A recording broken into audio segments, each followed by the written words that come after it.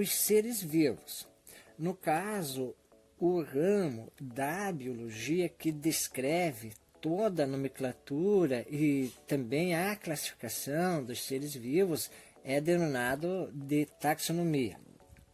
E na classificação dos seres vivos, a taxonomia ela leva em conta um conjunto, no caso de caracteres, os quais demonstram relações de parentesco evolutivo.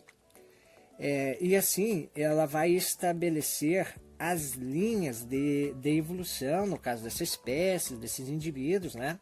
Ou seja, a formação de grupos que nós entendemos por filogenia. O sistema natural ordena os organismos focando e estabelecendo, no caso, o parentesco evolutivo dos seres vivos, e que vai distribuir da seguinte forma: espécie, gênero, família, ordem, classe, filo, reino. Ou, no mesmo entendimento, reino, filo, classe, ordem, família, gênero e espécie. E agora, o que nós poderemos entender por espécie? Bom, espécies são grupos de organismos ou seres, no caso, semelhantes entre si, e são capazes de realizar o cruzamento, e nesse cruzamento eles terão condições de gerar, no caso, descendentes ou filhos, né, férteis. Por exemplo, a vaca e o touro, o cavalo, né, e a égua. Gênero são colocados na classificação os indivíduos mais aparentados entre si.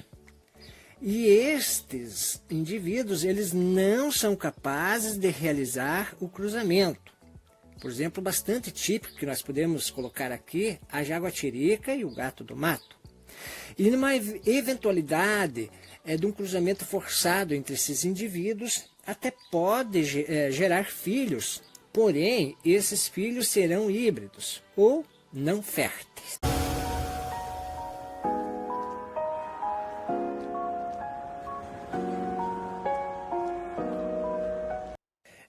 Enquanto que nos micro-organismos, por exemplo, o reino Monera, ele é composto por bactérias, cianobactérias, arqueobactérias ou algas azuis, e estes seres são bastante simples, pois são unicelulares e apresentam sua célula procariótica. A grande maioria das bactérias são heterótrofas, que não conseguem produzir seu próprio alimento. No caso, né? Apresentam a respiração aeróbia. Nesse caso, quando ela é aeróbia, ela necessita de oxigênio para a respiração.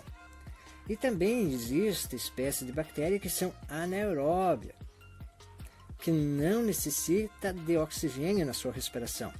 E também existem espécies de bactérias que são anaeróbias ou facultativas. Elas sobrevivem com a presença do oxigênio ou na ausência do oxigênio.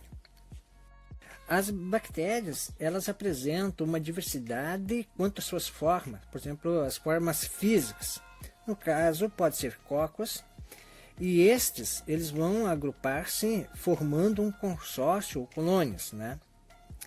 É muito natural nós relacionar que uma bactéria sobrevive como um ser único, mas biologicamente não existe bactéria que sobreviva de forma isolada no ambiente.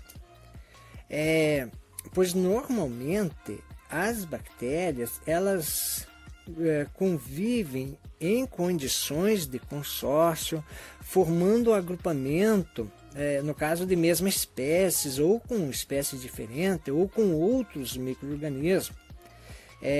Como, por exemplo, bactérias que podem se interligar-se na sua convivência com as algas e outros micro-organismos. E aí, está a justificativa da complexidade da divisão, multiplicação e do aumento do número de bactérias. Só para nós termos uma ideia, em algumas espécies bastam apenas 20, 25 ou 30 minutos para que uma nova bactéria surja. E que nessa proporção, na multiplicação ou na divisão dessas bactérias, vai dar um número enorme com um tempo muito curto. Só para nós termos uma ideia, em biologia é natural a gente falar no aumento de indivíduos usando a divisão ou a multiplicação, ele terá aumento. Por quê?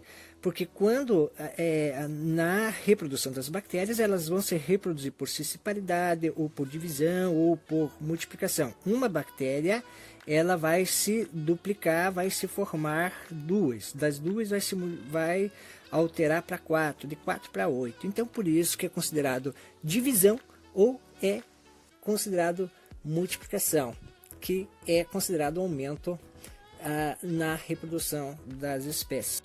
O domínio da bactéria ele é distribuído por em torno de 23 filos, 32 classes, 5 subclasses, 77 ordens, 14 subordens, 182 famílias, 871 gêneros, e chega na atualidade com mais de 5.000 espécies descritas.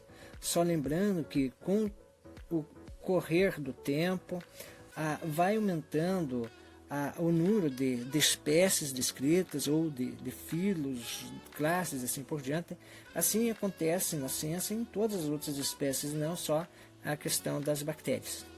As bactérias e as doenças bacterianas, ou, no caso, bactérias patogênicas. Só lembrando, patogênicas são vem relacionado a doenças. Então, bactérias patogênicas, bactérias que transmitem doenças ou que causam doenças. Então, algumas doenças que nós podemos citar aí, por exemplo, a cárie dentária é uma doença bacteriana, a desenteria bacteriana também é provocada por algumas bactérias, a hanseníase ou a lepra, a tuberculose, o tétano, a cólera, a sífilis, ou a famosa DST, né? Doença sexualmente transmissível.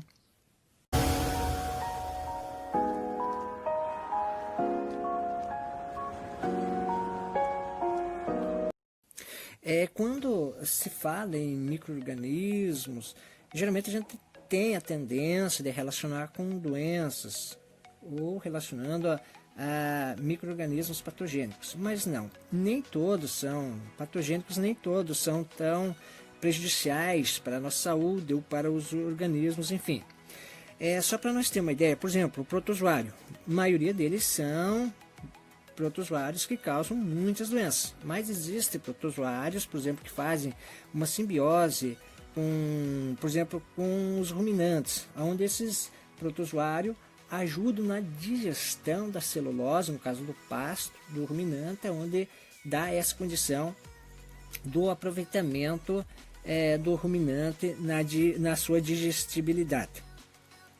Existem também fungos que causam doenças, mas existem também fungos que são utilizados na indústria, que são utilizados na produção de alimentos, como queijo, iogurtes, vinhos, cervejas, assim por diante. Até a fabricação do pão entra a questão dos fungos, né, das leveduras e assim por diante. Mas voltando em questão das bactérias, como nós estamos tratando especificamente no momento, por exemplo, as bactérias que formam associações hormônicas com alguns organismos, como por exemplo o organismo humano, ele contém algumas bactérias que formam um microbiota que produz uma substância, e essa substância vai participar na coagulação do sangue, no caso, a formação da vitamina K. Então, para se ver como que é dinâmico a natureza, como que é dinâmico o ecossistema, um micro-organismo que a gente não percebe a olho nu, por isso que é difícil a gente ter um entendimento, de, por exemplo, um conteúdo sobre micro-organismo. É muito mais fácil entender sobre um elefante do que entender sobre um protozoário, porque um protozoário automaticamente nós a olho nu nós não vamos perceber, mas que tem uma influência na nossa vida, para bem ou para mal. Esses micro-organismos têm uma influência bastante grande no ecossistema, na reciclagem de todo o sistema, por exemplo, no meio ambiente, ou que quando causa doenças, eles entram em cena promovendo o bem ou promovendo o mal.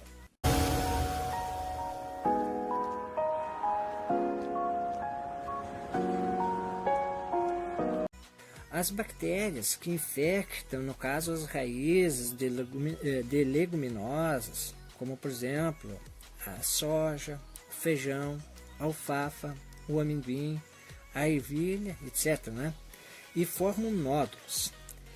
E nesses nódulos é cheio de bactérias, no caso colônias de bactérias, e o nitrogênio é fixado em um processo simbiótico entre a oleaginosa, que no caso a planta, né, e os micro-organismos, no caso a bactéria. E a planta ela vai dispor de condições anaeróbias, né, no caso anaeróbias, sem a presença de oxigênio, né, e fornece nutriente, alimento, no caso, para promover o crescimento bacteriano. E estas bactérias elas vão fixar um nitrogênio da atmosfera com condições desse nitrogênio ser assimilável para a planta. Só para nós entender o que seria nitrogênio assimilável. Nós sabemos que o ar ele é composto por uma maior fatia por nitrogênio, em torno de 78% de nitrogênio. Não seria muito simples a planta retirar do ar esse nitrogênio e ela ficar perfeitamente vigorosa, porque a planta, quanto mais verde intenso ela tiver, é sinal que ela tem um suplemento de nitrogênio satisfatório. E quanto mais a folhagem é amarelada, significa que está baixo o nível de nitrogênio dessa planta. A planta não faz isso, sabe por quê, amiguinho? Porque esse nitrogênio do ar, ele não é assimilável. A planta não tem mecanismo fisiológico com que ela retire do ar e coloque nas suas raízes e que entra no processo fisiológico da planta e que esteja esse aproveitamento. A partir das bactérias, do processo das bactérias, aí sim vai se tornar um nitrogênio assimilável, digerível, vamos dizer assim. Então, por isso que acontece esse fato dessa simbiose. E enquanto que, por exemplo, um nitrogênio sintetizado, industrial, químico, qual que seria o diferencial nesse ponto? Ele acontece o seguinte: a ureia, o salitro, ele tem a concentração bastante alta de nitrogênio, mas é processado de forma industrialmente, aonde o nitrogênio vem na forma de amoníaco, NH4, me parece que sim, um pouco de química nesse ponto aí. Aí sim, daí sinteticamente, esse nitrogênio se torna assimilável. Agora, no processo natural, são as bactérias, alguns fungos também vão fazer essa simbiose com as plantas e vão formar-se nódulos, vão fazer esse processo aonde transformam esse nitrogênio do ar em nitrogênio assimilável, digerível, vamos dizer assim, pela planta.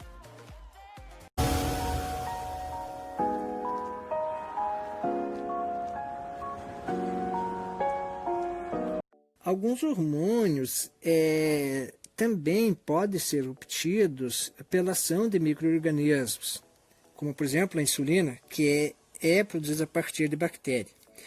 Então, muito antigamente se produzia a insulina a partir dos bovinos ou dos suínos. mas havia um alto custo nessa produção dessa insulina. E também a compatibilidade de uso, como era de origem animal, dava problema de compatibilidade dos usuários, no caso dos pacientes que usavam essa insulina. Mas com a modernização da engenharia genética, foi feita uma criação de micro-organismos transgênicos. Aí a indústria farmacêutica deu um grande salto, um grande passo para tratamento de insulinodependentes. Por quê? Porque a produção desse hormônio passou a ser de responsabilidade de bactérias que tiveram a sequência genética humana para a produção da insulina e que era inserida em plasmídeos.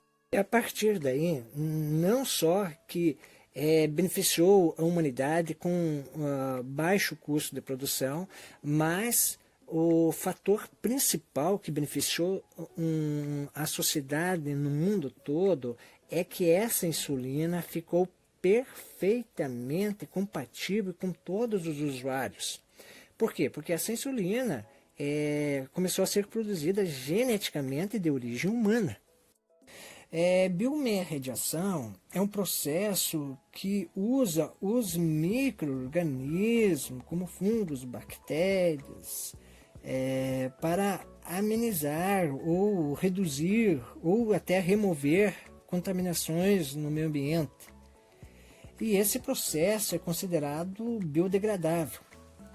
Ele é capaz, no caso de regenerar o equilíbrio no meio ambiente natural, de forma que pode restabelecer o ecossistema como era original. E é usado em derramamento de petróleos, produtos químicos, tanto em solo, água ou em qualquer outro ecossistema.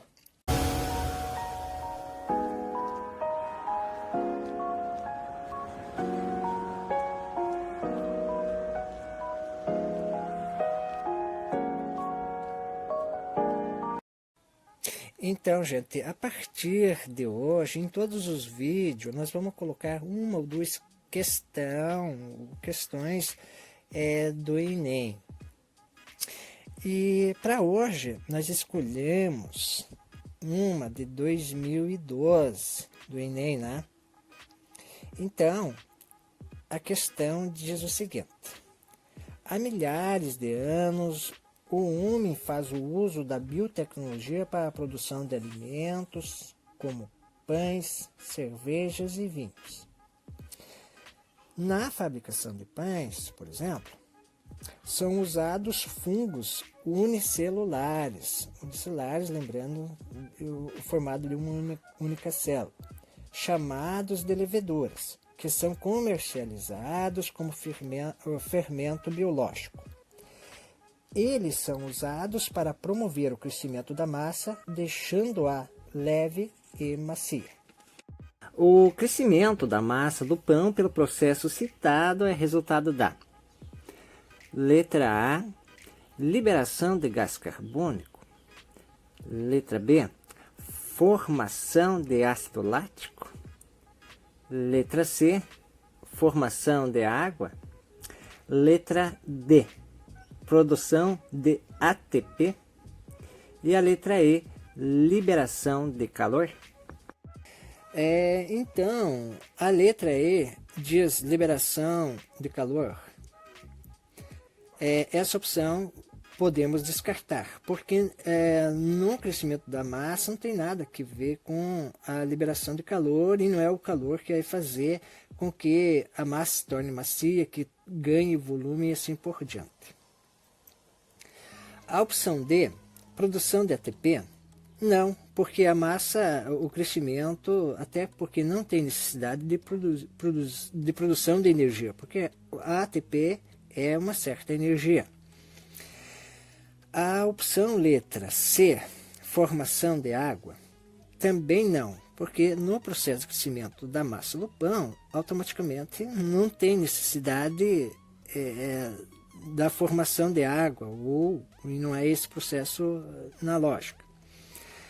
A opção letra B, formação de ácido lático, também não. Podemos descartar essa opção também.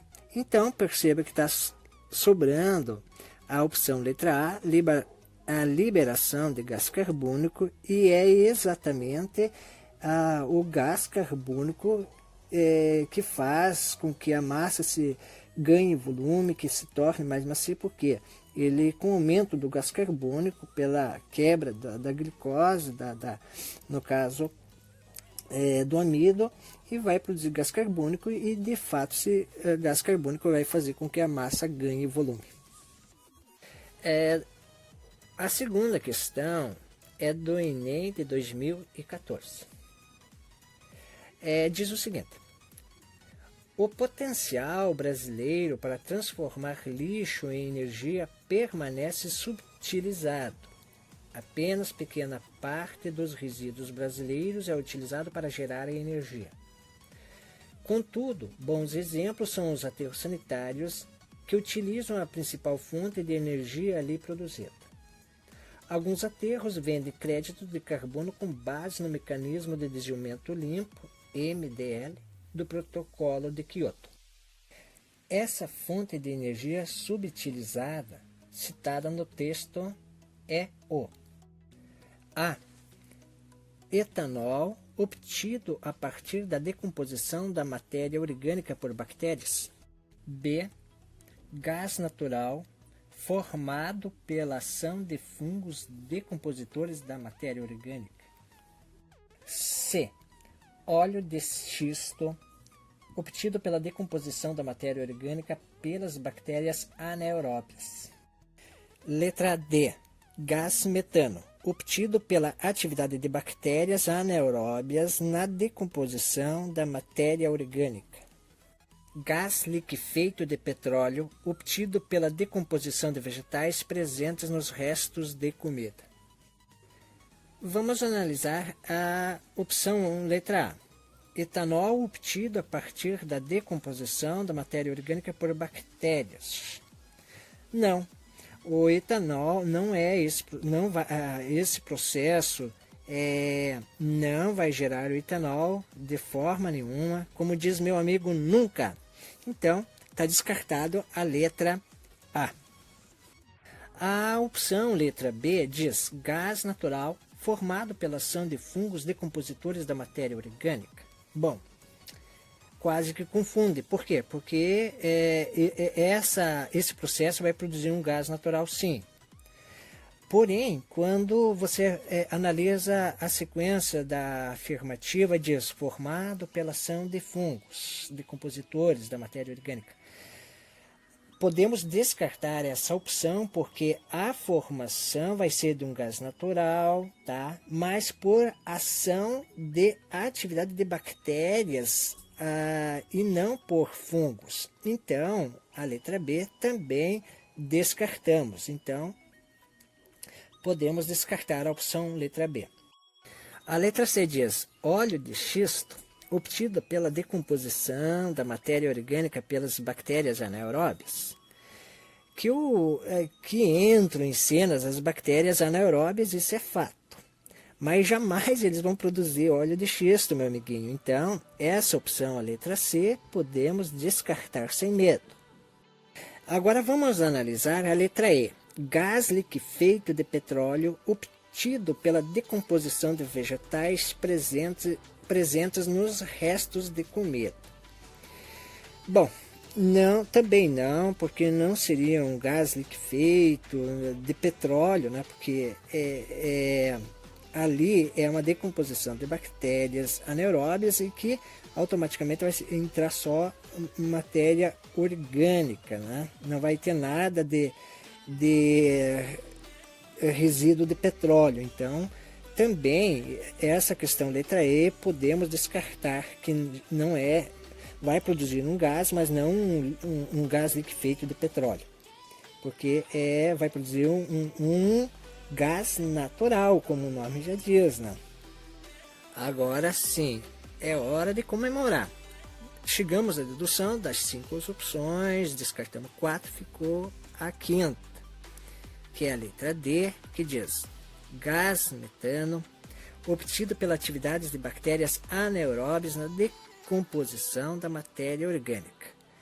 Aí marcamos um ponto a nosso favor, certito? A terceira questão de hoje também é do Enem. Diz o seguinte: em certos locais, larvas de moscas criadas em arroz cozido são utilizadas como iscas para pesca. Alguns criadores, no entanto, acreditam que essas larvas surgem espontaneamente do arroz cozido, tal como preconizado pela teoria da geração espontânea. Essa teoria começou a ser refutada pelos cientistas ainda no século XVII, a partir dos estudos de Reid e Pauster, que mostraram experimentalmente que a. Seres vivos podem ser criados em laboratório. B. A vida se originou no planeta a partir de micro-organismos. C. O ser vivo é oriundo da reprodução de outro ser vivo pré-existente. Opção D. Seres vermiformes e micro-organismos são evolutivamente aparentados. A letra E. Vermes e micro-organismos são gerados pela matéria existente nos cadáveres e nos caldos nutritivos, respectivamente. Vamos analisar a opção mais engraçadinha, que é a letra E. Vermes e micro-organismos são gerados pela matéria existente nos cadáveres e nos caldos nutritivos, respectivamente. Essa não tem lógica nenhuma, é conversa para boi dormir. Jamais que, tipo assim, cadáveres ou caldos nutritivos vão gerar um ser. Isso é inexistente, é uma opção dessa. Então, podemos descartar a letra E. A outra opção, a letra D. Seres vermiformes e micro-organismos são evolutivamente aparentados. Só lembrando, seres vermiformes são as que têm forma de vermes, né? E que a pergunta diz que são vermiformes e micro-organismos são evolutivamente aparentados. Não tem nada a ver uma coisa com outra. Não se justifica a resposta de forma alguma. Então, a letra D também podemos descartar. A opção A diz: os seres vivos podem ser criados em laboratório. Também essa opção nós podemos de cara eliminar. Por quê? Não existe essa possibilidade de criação de seres vivos em laboratório, né? A letra B diz: a vida se originou no planeta a partir de micro-organismos. Quase que chega a confundir a mente da gente, mas não. Não seria essa a lógica da abiogênese e da abiogênese, da geração espontânea ou da biogênese, que uma rebate a outra. Então, a letra B também podemos descartar. Então, a teoria que foi refutada pelo cientista ainda no século XVII, como diz o enunciado aí em cima, que a partir dos estudos de Reid e Pauster, eles mostraram experimentalmente o seguinte: que o ser vivo só tem condição de se originar a partir de um outro ser vivo pré-existente. Então, aí a letra C é afirmativa, que esclarece de fato esse ponto fundamental que a Reid e Pauster demonstraram experimentalmente, que um ser vivo é oriundo da reprodução de um outro ser vivo pré-existente, que de fato abateu a teoria da abiogênese.